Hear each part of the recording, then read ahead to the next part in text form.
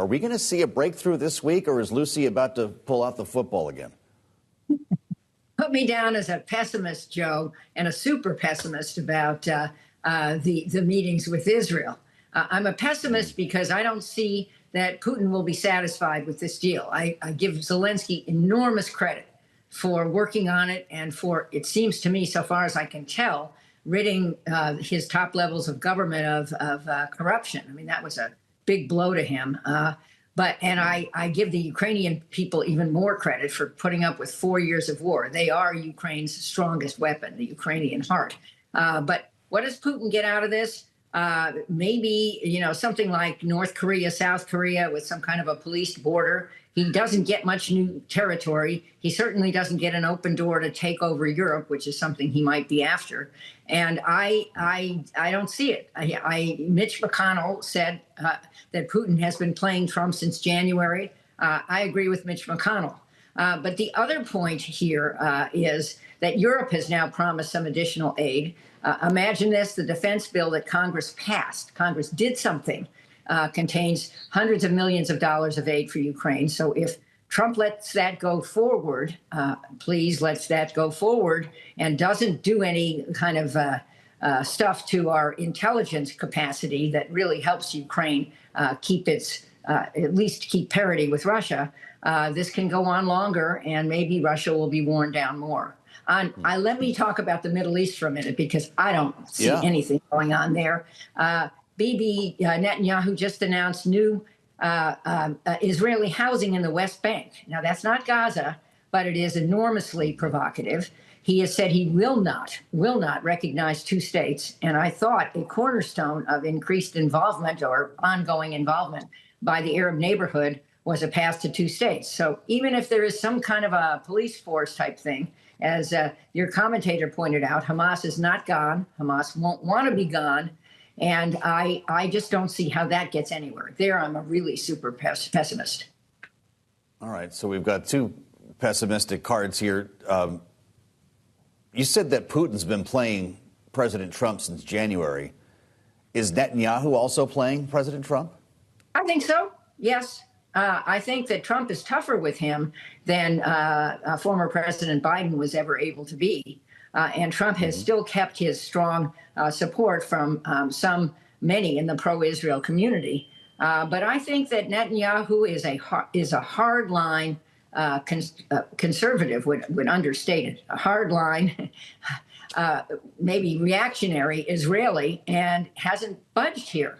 He did get the good news is, and Trump helped with this enormously, got the prisoners back and got sadly, the bodies of the deceased back. That's great. But I don't see Hamas willingly move out, and I don't see major efforts to improve the quality of the Palestinian leadership, such as it is. So I don't see how you put money into developing, I guess, what Trump's son-in-law wants to be some new beachfront property if there is no stability. I just don't see that moving. And one more thing, Joe, let's remember that also in the Middle East is ISIS. We bombed ISIS, we the U.S., in Syria recently. Yeah. We're bombing ISIS now in Nigeria. But ISIS is not just a training group on the ground. ISIS is now all over the internet, radicalizing people like those in Australia and maybe some in the United States and Europe in the near future. So it seems to me, if I were President Trump, he hasn't called me lately, but if he did, I would say, please focus on this, Mr. President. It is the most imminent threat to U.S. security. Well, you brought this up to us. Maybe it was 2 weeks ago, Jane Harman. And sure enough, the headlines on Christmas, U.S. forces striking ISIS targets in northwestern Nigeria. The president wrote on Truth Social, and he had a lot to say on Christmas on social media. Merry Christmas to all, including the dead terrorists, of which there will be many more if their slaughter of Christians continues. There have been a lot of questions about whether this slaughter of Christians is in fact taking place in countries like Nigeria or even South Africa, which the president had first brought forth in a meeting in the Oval Office with the prime minister, the president of South Africa. We've not received details on this. The military conducted multiple strikes, according to the president, but we haven't heard anything else, Jane. What are we getting into in Nigeria? Well, I don't think we know. The government has pushed back and said there is no slaughter of Christians. I'm sure some Christians are being killed. Similarly, in South Africa, which is not to praise those governments, but it is to say that this seems to be another campaign pledge, some kind of pro-Christian white supremacy agenda, although that would be tricky in Africa. Why don't we have a strategy for our foreign policy? Why don't we focus on the real threats, the imminent threats to the United States? We've degraded a lot of our intelligence community assets in the United States, and that worries me enormously. And recent articles just talked about how Russia has been able to degrade and invade the cyber protections in Europe.